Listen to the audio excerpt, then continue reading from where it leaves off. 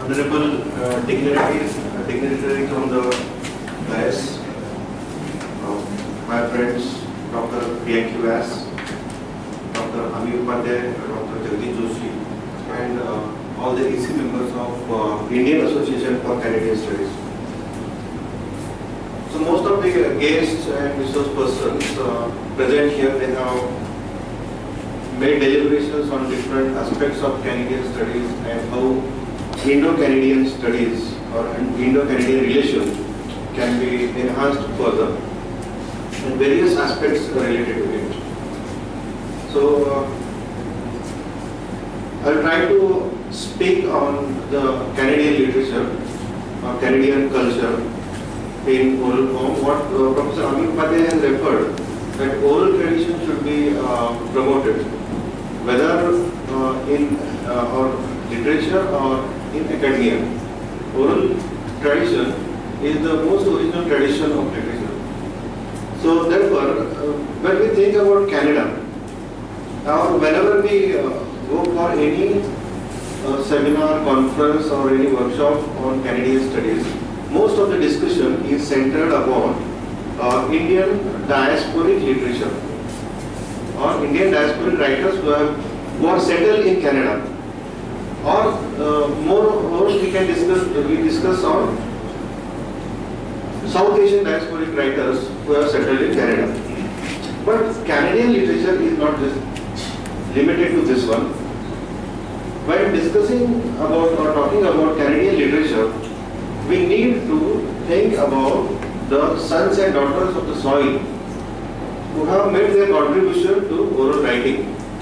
And the real Canadian literature or culture is something that will add to the rich heritage of Canadian literature. Although we know that Canada is a multicultural country, similarly we are multicultural. Canada is multilingual, and their constitution is a special kind of constitution which welcomes the immigrant. So we will find many people from almost all over the globe. So a comparative analysis also can be made, but here I will be focusing on the rich body of native Canadian literature or indigenous Canadian culture that is much ignored by most of the academicians. So while discussing about this, the most difficult task for indigenous Canadian literature or culture, the challenge before them is that they do not conform to the mainstream tradition of genres. Just like we have novel, drama, poetry, short story, and some other genres. This native Canadian literature, or it is also called as Indian literature, North American Indian tribals who are there in Canada. This kind of literature does not fit into the standard parameters of literature that we perceive, like drama, poetry, novel, so on and so forth. So in Canada, there are so many tribes, but broadly speaking, there are 6 native tribes, and these aboriginal cultures are Mi'kmaq culture. Second is Mohawk culture, which is known as group of 6 nations.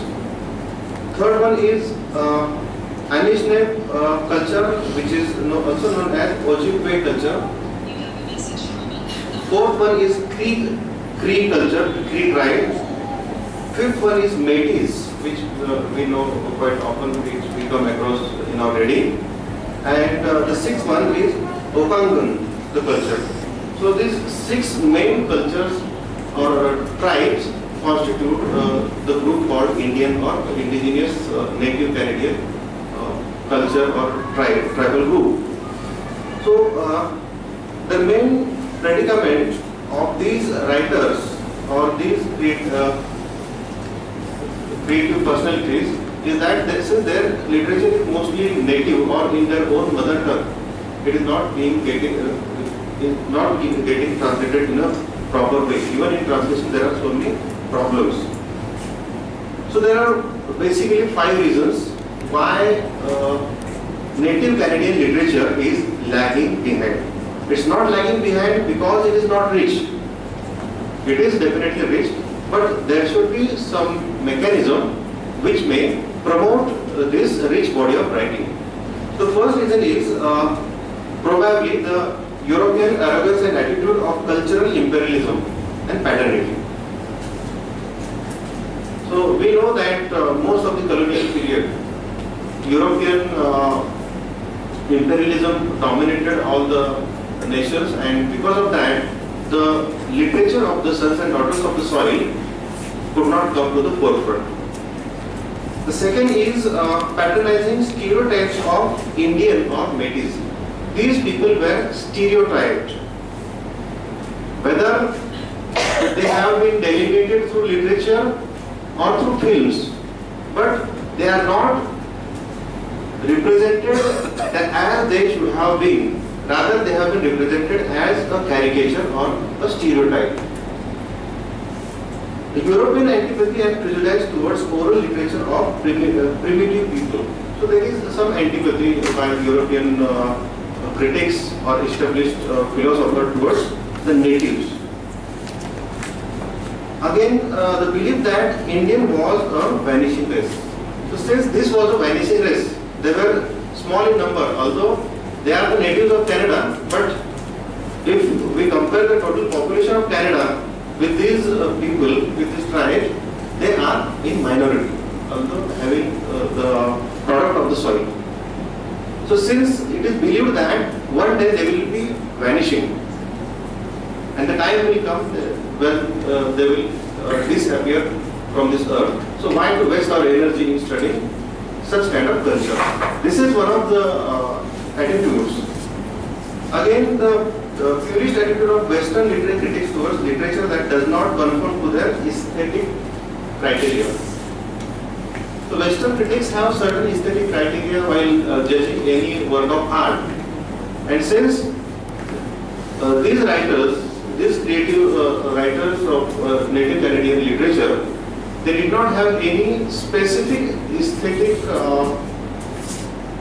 track or stream, and that is why the Western critics could not locate them in a proper way and could not identify a concrete body of such literature or culture. This is one of the reasons. So, as we know about Renaissance, Renaissance gives an importance to the individual. Individual is at the center. So, when Europeans discuss Renaissance, they give importance to the individual. But in such Renaissance also, the native people or the natives of this land were not given importance. So it was believed that when Renaissance was discussed, then all those who were much ignored or all those who were the underdogs of the society, they would be promoted. So the real Renaissance is this.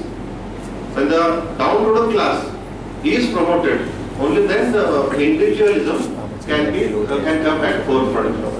So therefore, Pope Paul III has declared, there is one very famous